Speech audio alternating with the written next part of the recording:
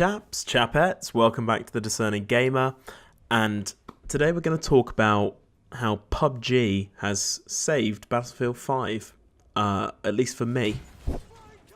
So, on the surface, the two games seem pretty much unrelated, or, they don't share a publisher, they don't share a developer. How do I mean that PUBG has saved Battlefield 5? And, for better or for worse, games like Battlefield, huge AAA releases that have budgets that run into the tens or hundreds of millions. I mean, the development budget for Battlefield 4 was $100 million.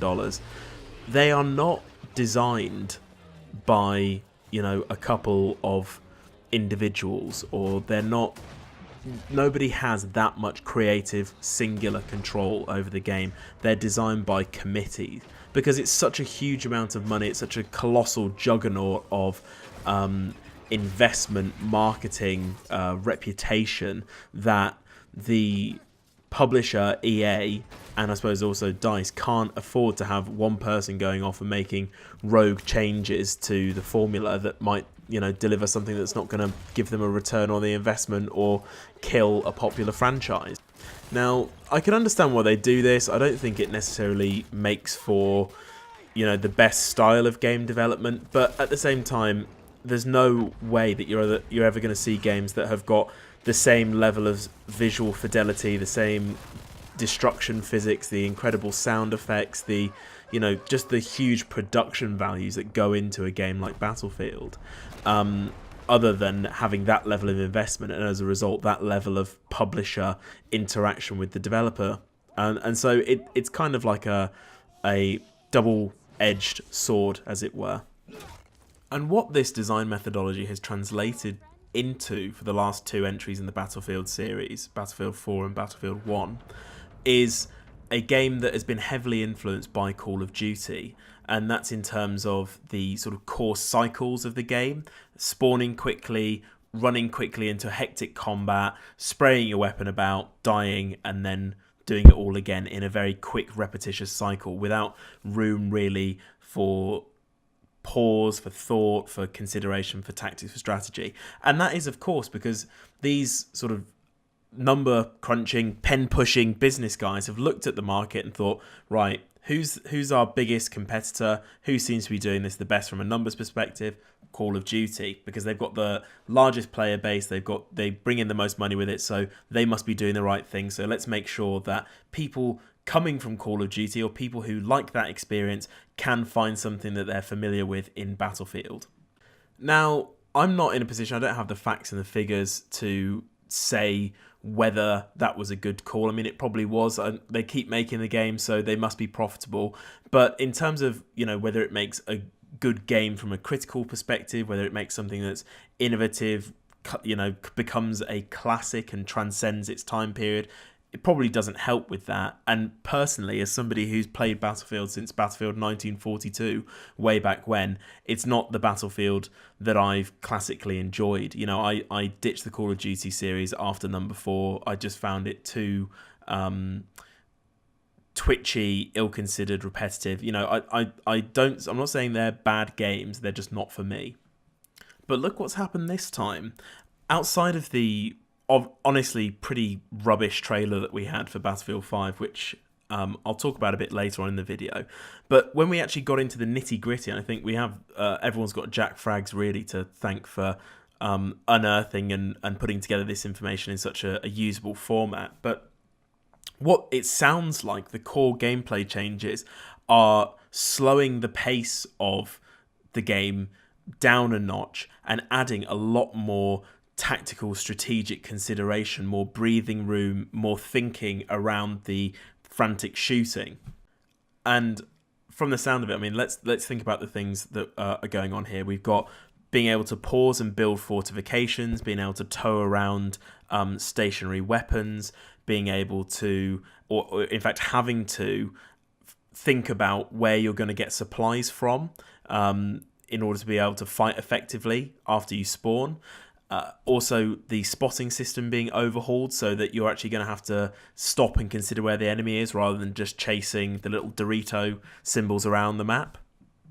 And a bigger emphasis on team play and squad play. And if you want to be able to have meaningful interactions between people, you do need a slower game. It's very difficult to have complex or interesting team play when you're all sprinting around a confined space and just spraying your weapons off. You need to have time to think, to make a plan, to structure what you're going to do, to be able to move together, that sort of stuff.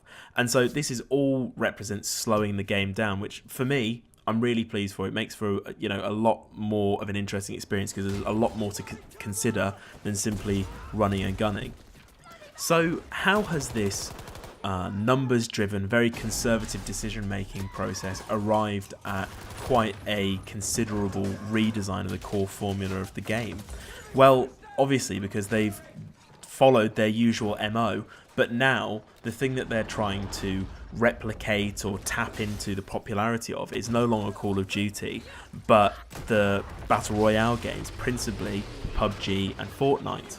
So of course PUBG pushed the boat out on this formula of gameplay to start off with, at least at a mass consumer level. And interestingly, that comes from the exact opposite development methodology than what we see with DICE and EA. And we had Brendan Green, who developed a very popular mod. It was all his kind of vision and control that fed into the making and conceptualization of the game, and then he was, someone took a limited gamble on him by giving him a development studio and publishing that game, and it's paid off.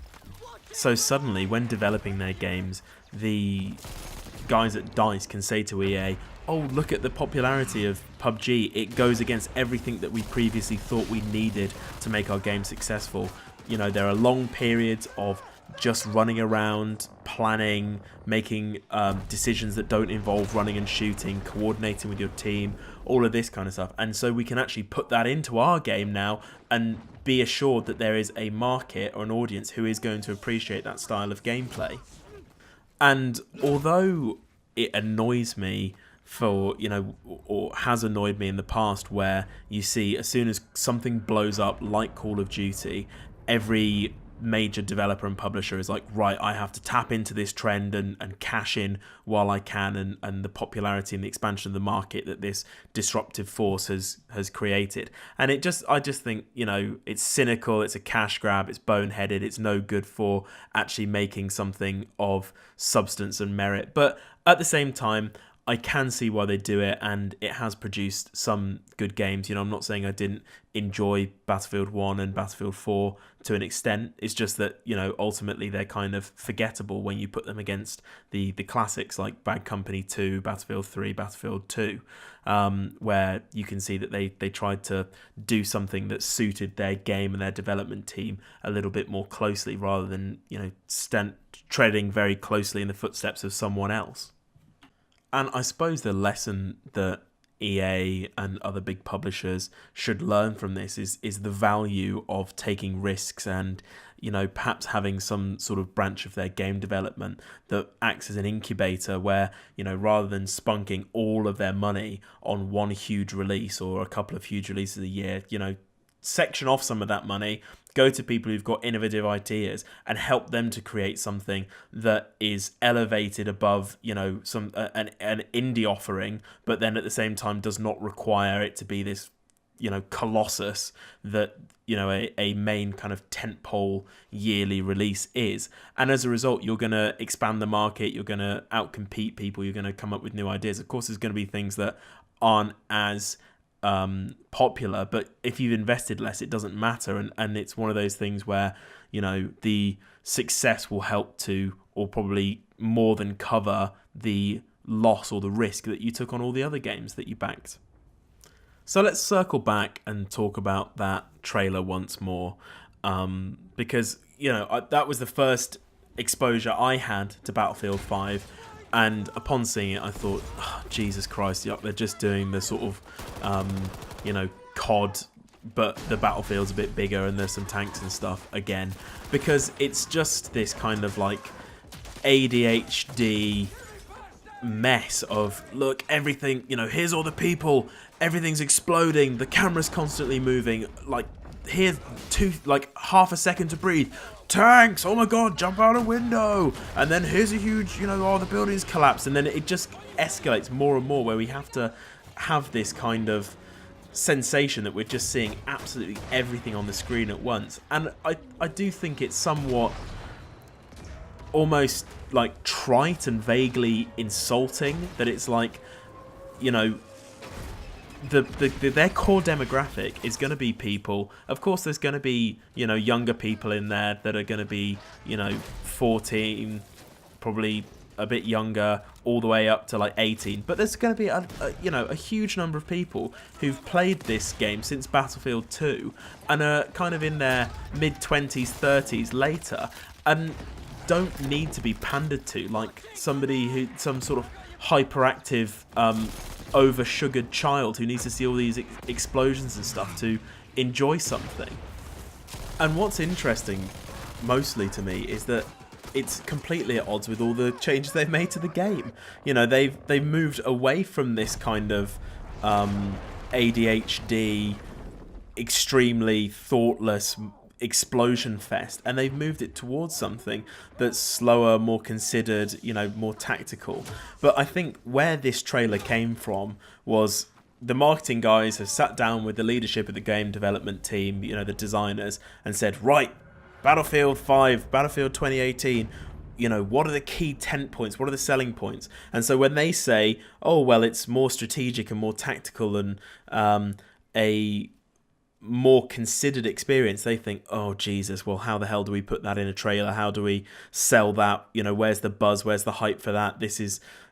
it probably put the shit up them. So they thought, right, okay, it's World War II. People like World War II. People like being able to customize their own guys. People like explosions. So that's what we'll do. We'll stuff it all in. And the press release thing with Trevor Noah, it was all about, oh, you can customize your guy. You can look great. It's a really, just these really surface level, stupid things that like almost would be... You'd want to market that to someone who doesn't play games, because it's almost as if they can't conceive of and don't care about the more in-depth, detailed things that make a game interesting and fun to play in the long term and give it longevity and turn it into a classic and something that you'll play for, multiple years. But I think really this is just a expression again of how the wider business or publishing arm, EA, and the guys that are in control of all this marketing don't really understand the key motivations and their key audience that well. The thing is, it's difficult to say, because who knows, there might be loads of people out there who saw that and were just like dumbly clapping along to all the explosions and, oh, that looks great, but I think, of course, the people who really take the time to probably even tune into these live streams and pay attention to this stuff, and I think people who influence their mates, who are probably within a circle of friends, the one who's seen as the hardcore gamer who probably does influence the buying decisions of all their friends, those people sit down and just think, well, what the hell, what's going on here? So it is an interesting thing, and again, I can see why they do it, but I think perhaps the better way to come at that trailer would have been to show a longer segment of gameplay that went more on the kind of tone and tapped into the stuff that people are interested in terms of offering a wider, more strategic Battlefield experience, offering something that has more rich team play features, offering something that has a better shooting experience and something that has a more physical game world, and that, can benefit from the change spotting system, so that there's tension when you're looking for enemies moving in long grass or trying to hear floorboards creak in a house or something like that. They could have done a longer trailer that showed, the kind of tone of the game and the rhythm of like extreme carnage and action, followed by teamwork, planning, reconsolidation, and the wider experience. That's how I would have done it, I suppose. And I think a lot of people would have been a lot more hyped and had an initial better reception of the game if they'd have done that. So yeah, fair to say, I am actually, despite the poor initial reception or first look at the game, how they put it across, with all the kind of glitzy marketing stuff. Once you got under the skin to the real details, I am actually really looking forward to Battlefield 5. I think it will slot nicely into my kind of gaming library as something, that it doesn't... Now we've got things like Squad, like Postscriptum, like Escape from Tarkov, PUBG. We don't need Battlefield to be this kind of realistic, expansive, super immersive and detailed thing anymore. It can, do what it does best in terms of being really glitzy and something that you can probably jump into a bit more quickly and easily with, less hardcore friends, and just have a blast on over an hour, rather than something that you really sit down and commit to learning and becoming much better at, and that it's a really considered experience. And I welcome that. I think that's going to be really fun. And also, I'll link down in below all the kind of the two Jack Frags videos that I think, if you haven't caught all this stuff, I'll link the two videos that go in depth on all of this detail about what they're changing about the core of Battlefield 5 and why it's made me excited. I'll probably discuss it more as the game goes in along in development and we learn more. We've got the EA Play event coming up in a couple of weeks, I think, which will probably have a lot more hands-on gameplay and details in there. And also, I think they'll probably reveal some sort of Battle Royale style game mode as well. It almost surprises me, honestly, that they didn't, come straight out and say Battlefield 5 is a Battle Royale game, because that would have taken the kind of copying of success that they do to its logical conclusion. So I'm glad that somebody put the brakes on that at EA and just said, look, we're good at making big Battlefield games, so that's got to be the core of the game. And if they want to do something with Battle Royale on the side of it, then that's awesome, as long as I get my core Battlefield experience. So just before I sign off, I know this video is dragging on. Thank you for sticking with me. Hopefully it's been interesting. So I just wanted to address this whole thing, the furore around historical inaccuracies and, there's women, seen as frontline troops and black people, and, this is just historically inaccurate and it's disrespectful and all this stuff. And I think that's a stupid criticism, and I'll tell you why in a second. But I also think that the defense of that has been sort of infantile as well, because they've gone, the sort of major press outlets have turned around and said, well, actually women did fight in World War II. Look, here's these isolated incidents of people who were spies or people who were snipers on the Russian front, whereas really the vast majority of people fighting in World War II were men. But that is not the reason why we should be defending the portrayal of women in this game. It's because it is not a simulated game. It's not something that is trying to show you the reality of World War II and pay homage to that. And the idea that you'd use a game to do that in the first place is messed up, because, you're kind of trivializing or making an enjoyable pastime out of something that gives people PTSD, and where hundreds of thousands of people died, people lose their whole friends, their families, everything. That is not, if you're looking to be accurate and respectful to that, a game's probably not the right place to do that. So for me, what Battlefield 5 is trying to do is take the sort of cultural historical background of World War II, something that's a common heritage for a lot of people all over the world, and allow you to live out some fantasies in that in your own way. And so as a result, obviously women are going to play this game, people of color are going to play this game, and it's not trying to be accurate. So what, as soon as people don't die in one bullet and people can sprint for hours on end, accuracy and realism's out the window. Just let people express themselves in the game however they want to, and if that breaks your immersion, first of all, I don't see why you're trying to get immersed in World War II through a game like Battlefield. There are much better simulator style games out there, Red Orchestra, Postscriptum coming out, that sort of thing. But if that breaks your immersion, don't bitch about it on the internet. Vote with your money. Don't buy the game.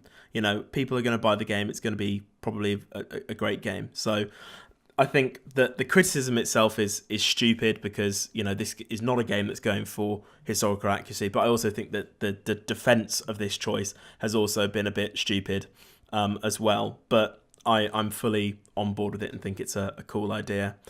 for people to be able to express themselves and put a kind of alternative twist on how they want to put themselves into the World War II situation. So that's cool. And also, this is what it sort of also makes me think is, you know, I wish we'd see more kind of bending of history and alternative retellings of World War II in these kind of events, because once you're throwing all the authenticity and realism out the window, why not throw the history? Why not warp that and play with that for the sake of making a more interesting game?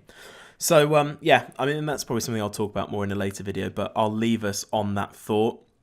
Hopefully you guys have found this interesting. It's just something that, you know, kind of occurred to me, and I'm thankful for in terms of PUBG's influence on the game. But let me know what you guys think below. Are you looking forward to Battlefield 5? What was your initial reaction to it?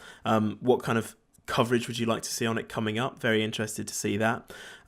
Guys, help the channel grow if you're enjoying it. Like, subscribe, comment, join the Discord, which will be linked below as well. If you didn't like it, feel free to dislike, leave me some you know, constructive criticism down below.